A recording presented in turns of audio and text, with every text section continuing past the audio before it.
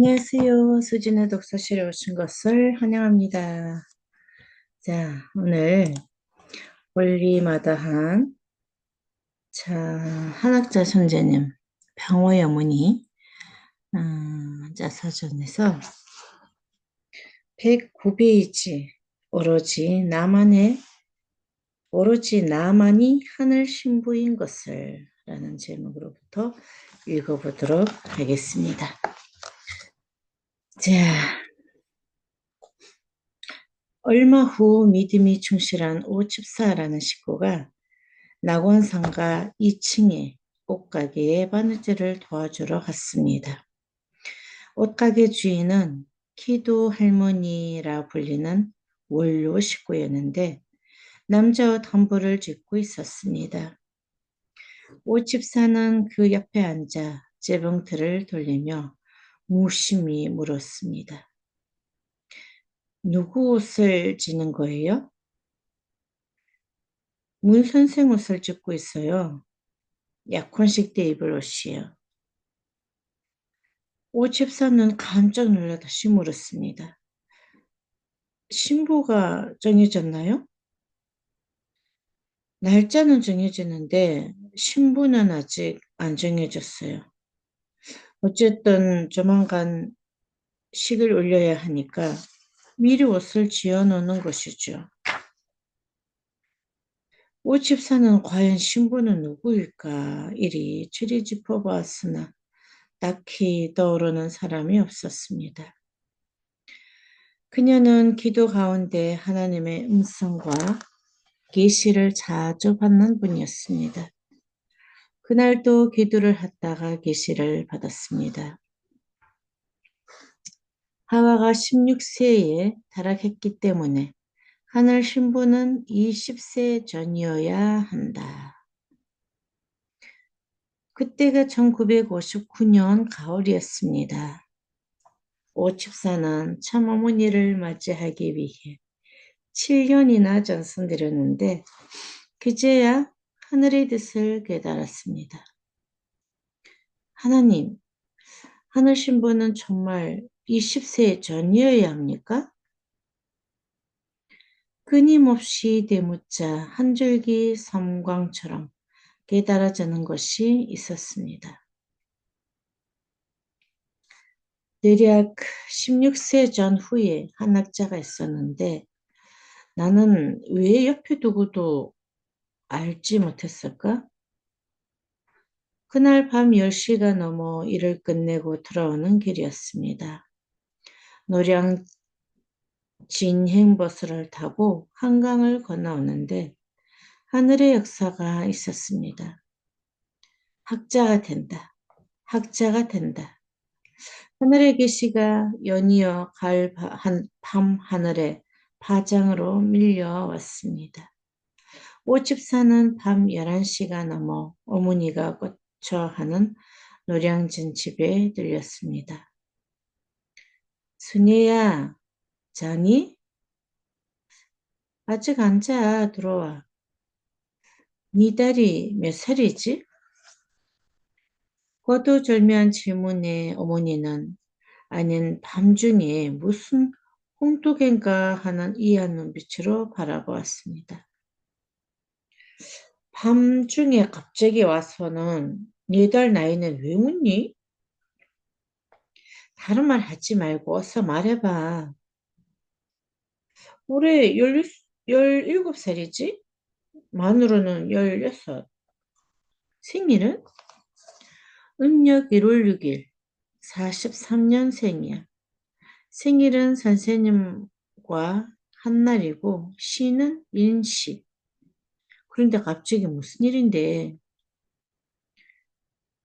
오집사는 어머니와 북한 고향에서부터 오랫동안 같이 신앙생활을 해온 동지이자 나이가 같은 친구였습니다. 게다가 두 분의 어머니 역시 막역한 사이였습니다. 교회에서 일하다 몸이 쇠약해졌을 때도 노량진 자신이 살고 있는 곳 맞은편에 어머니의 고초를 순수 마련해 주었습니다. 이튿날 날이 밝아지기를 기다려 오 집사는 다시 낙원상가로 갔습니다. 일하는 동안 마음은 온통 곰밭에 가 있었습니다. 일을 마치자마자 꽃장 장안에서 소문이 자자할 정도로 명성이 난 역술인이 집으로 갔습니다. 그는 누구인지도 모르고 사주를 붙더니 그만 두 눈이 동그랗게 떠졌어요. 이분들이 나이 차이는 많으나 전세 매필입니다. 천하에 둘도 없는 매필로 좀처럼 보기 드문 하늘의 사주입니다. 오 집사는 흥분되고 설레는 마음을 진정시키며 곧바로 귀회로 달려가 문춘재에게 말씀을 올렸습니다. 홍순의 식구의 딸 한학자가 하늘 신부입니다. 예상은 했지만 문춘재는 아무런 대답이 없었습니다. 이미 문춘재 주변에 제자들에 의한 추천된 신부 후보자들이 많았기에 나이에게 큰 관심을 두지 않았던 것입니다. 그러나 나는 걱정하지 않았습니다. 왜냐하면 하늘의 독생자는 하늘의 독생녀와 성혼을 해야 하고 독생녀를 알아보고 찾는 것은 독생자의 사명이자 본분이기 때문이었습니다. 아무리 집안이 좋고 학벌이 좋다 하더라도 하늘이 예비한 독생녀가 아니면 독생자와 성혼할 수 없습니다. 세속적인 나이로는 어렸지만 하늘에 대한 내 마음은 이미 확고했습니다. 나는 내일을 기다렸습니다. 그러던 어느 날, 당시 기숙사에서 생활하던 나는 창가 나뭇가지에 앉은 까치 소리를 듣고 반가운 소식이 있을 것 같은 예감이 들었습니다. 창가로 다가가 창문을 열고 하늘을 바라보았습니다. 그때 하나님의 음성이 들렸습니다. 그쯤 밤에 몽씨는 물론이고 청명한 하늘에서도 파장의 물결처럼 쉼없이 계시가 내렸습니다. 내가 가까웠느니라. 어릴 적부터 자주 듣던 하늘의 음성이었습니다. 나는 귀인을 만날 것 같은 예감이 들었습니다. 누군가에게 등을 떠밀리듯 책을 덮고 기숙사를 나섰습니다. 아침에 어머니가 괜찮으시다는 전가를 받았던 터이기도 했습니다. 버스를 타고 한강을 건널 때면 나는 많은 생각이 들었습니다. 강을 건넌다는 것은 이제 가지와는 또 다른 세상으로 들어가는 것 아닐까? 저렇듯 도도하게 흐르는 강의 표면과는 달리 강의 내면은 얼마나 수많은 사연을 끌어안고 소용돌이치고 있을까? 저 내면이 바로 우리를 찾아오시는 하나님의 심정과도 같지 않을까? 어느새 버스에서 내려 발걸음은 노량진 언덕 위에 집을 향하고 있었습니다.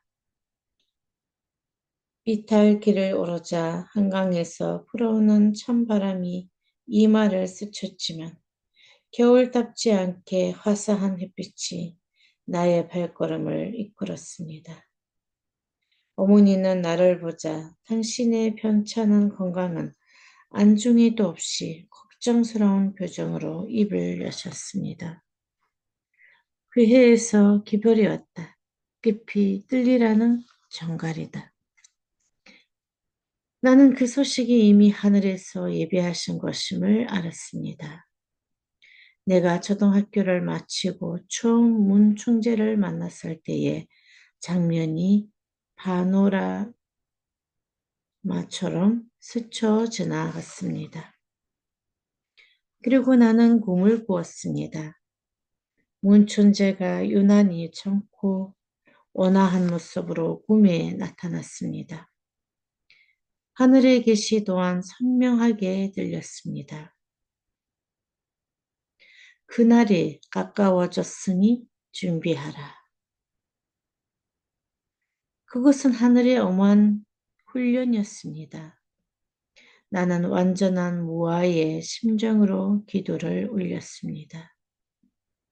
지금까지 저는 하나님의 뜻대로 살아왔습니다. 이제 하나님의 뜻이 무엇이든지, 섭리가 무엇이든지, 저는 어떠한 일이 있어도 당신이 원하시는 소명을 다하겠습니다. 나는 내가 주어진 소명을 거부할 수 있었지만 하늘의 안타까운 사정을 알았기에 내게 주신 사명을 감사히 받아들였습니다. 어린 양 혼인잔치라는 예감과 함께 또다시 하늘의 음성이 들렸습니다. 어릴 적부터 길 갔던 스님이나 노인들이 나를 보고 증거했던 것처럼 우주의 어머니, 내가 이르렀다. 는 음성이 마치 찡소리처럼 허공에 파문을 일으키며 들려왔습니다. 나는 알파요 오메가니 창세 전부터 우주의 어머니를 기다려왔습니다. 나는 그 말씀을 듣고 앞으로 전개될 앞날을 깨닫고 담담한 심정으로 기다렸습니다. 에덴 동산에서 아담과 해와는 하나님과 직접 대화를 나눴습니다. 그래서 하나님의 말씀을 자신의 귀로 들었습니다. 나 또한 어린 시절부터 하나님과 수시로 대화를 나눴습니다. 어려움에 봉착하거나 결단을 내려야 할 때마다 하나님은 나를 인도하셨습니다. 1960년 2월 26일 겨울이 물러가고 봄, 가을이 감싸하던 날 나는 전파동 교회로 갔습니다. 그 만남은 하늘의 신부를 결정하기 위한 자리였습니다. 문중재와 나는 9시간 동안 많은 얘기를 나눴습니다. 그림도 그려 보여드렸습니다. 나는 대담하면서도 또박또박하게 나의 소망과 포부에 관해 이야기했습니다. 야곱이 요단강가에서 받은 축복을 떠올리면서 하늘의 자녀를 많이 두겠다는 말도 당당하게 했습니다. 그리고 하나님의 축복한 하늘의 별과 바다의 모래알같이 지상의 모든 인류를 선한 자녀로 거듭나게 하겠다고 다짐했습니다. 제사를 드리기 위해 모리아 산상에 오를 때 이삭이 아브라함에게 재물이 어디 있느냐고 물었습니다. 아브라함은 하나님이 준비해 놓으셨다면서 더 이상 대답을 하지 않았습니다. 그러나 이삭은 어린 나이임에도 처해진 상황을 판단하고 자신이 하늘에 바쳐질 재물임을 깨달았습니다. 이삭이 장작더미에 누워 하나님의 섭리를 깨닫고 순종했듯이 하나님께서 나를 하늘 신부로 준비해 오셨던 것은 하늘의 섭리요 애정임을 깨닫고 의문을 찾지 않았습니다. 단지 순종하고자 하는 마음뿐이었습니다. 그와 같은 하늘의 음성을 나는 무아의 경지에서 받아들였습니다. 돌아오는 길에 어머니는 놀랍다는 듯 말했습니다.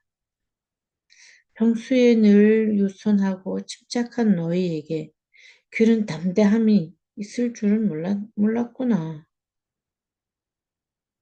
그러나 성우는 담대함만으로 되는 것은 아니었습니다. 하늘의 혈통을 번성하기 위해 참 어머니는 선의 자녀를 많이 낳아야 했습니다. 그러려면 20대를 넘어서는 안 되었습니다. 나라를 위해 헌신한 충신의 가문이어야 하고 3대가 헌신하는 깊은 신앙을 간직해야 한다는 것은 두말할 나위도 없었습니다. 일찍이 문촌제가 40세를 앞둔 3년 전부터 몇몇 미혼 여성 신도들은 저마다 좋은 조건을 내세워 본인의 신부로서 적임자임을 자처했습니다. 특히 30세 전후 여성들의 꿈이 높았습니다. 문충제는 성혼 날짜를 미리 정해 놓았음에도 신부를 결정하지 못하고 있었습니다.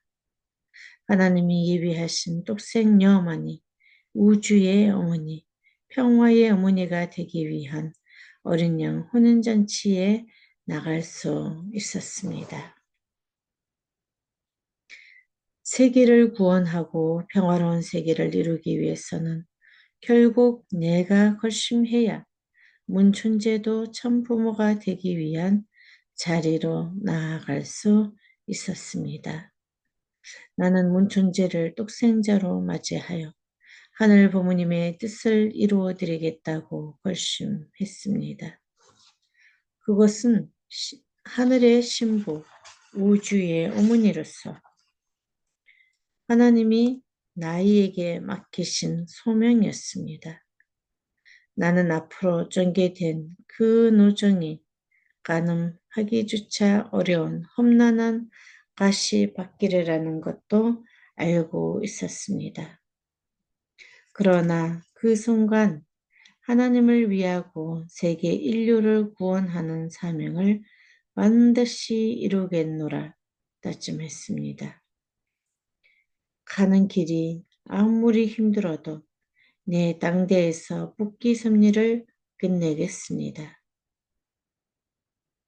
그리고 또 한 번 다짐했습니다. 하늘 부모님의 이루시려는 뜻을 반드시 이루어드리겠습니다. 그날 이후 나의 모든 삶을 다 그 다짐으로 하나로 살아왔습니다.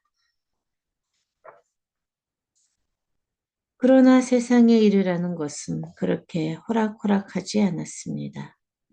다른 사람들에는 16세 한 학자가 신부로 택정되었다는 소식이 교회에 전해지자 사람들은 깜짝 놀랐습니다. 의아해하는 사람도 많았고 당황스러워하는 이도 많았습니다. 기뻐하는 사람도 있는가 하면 시기하는 이도 있었습니다. 나는 4년 전 문 총재가 말했던 희생이라는 단어를 떠올리며 내가 주어진 길을 가겠다고 마음의 각오를 다졌습니다. 외할머니의 손주 조한주는 나라를 위해 헌신했을 때 하늘에 공주를 보내겠다는 계시를 받았습니다. 하늘은 그 정성에 보답해 우리 집안이 충정의 가문으로 이어주도록 택정했습니다. 신앙심 깊은 외할머니로부터 어머니가 되어났고 어머니를 통해 내가 되어났습니다. 세상을 구원할 똑생녀를 보내기 위한 하늘의 뜻이 조한존 선조 할아버지로부터 시작되어 나에게서 결실을 맺었습니다. 그런 사명을 감당하기 위해서는 하나님의 외동달 똑생녀로서 세상을 구원하겠다는 굳은 신념과 의지가 있어야 합니다. 그리고 국가의 장벽을 뛰어넘어 민족과 인중을 화해시킬 수 있는 마치 크고 작은 강물을 조건 없이 포용한다는 바다와 같은 인지함을 지녀야 합니다. 또한 하나님을 모시고 부모님의 심정을 치열하면서 갈 곳 잃은 인류를 품을 수 있어야 합니다. 나는 그 모든 것을 가슴 깊이 간직한 채 하늘이 뜻하신 소명을 한시도 잊은 적이 없습니다. 그 길만이 참다운 하늘 신부요 참 어머니가 되는 노정입니다. 나아가 하늘의 섭리를 이끌어갈 수 있는 우주의 어머니이자 평화의 어머니가 되는 길입니다. 예, 오늘 여기까지 읽도록 하겠습니다. 오늘도 좋은 하루 되세요.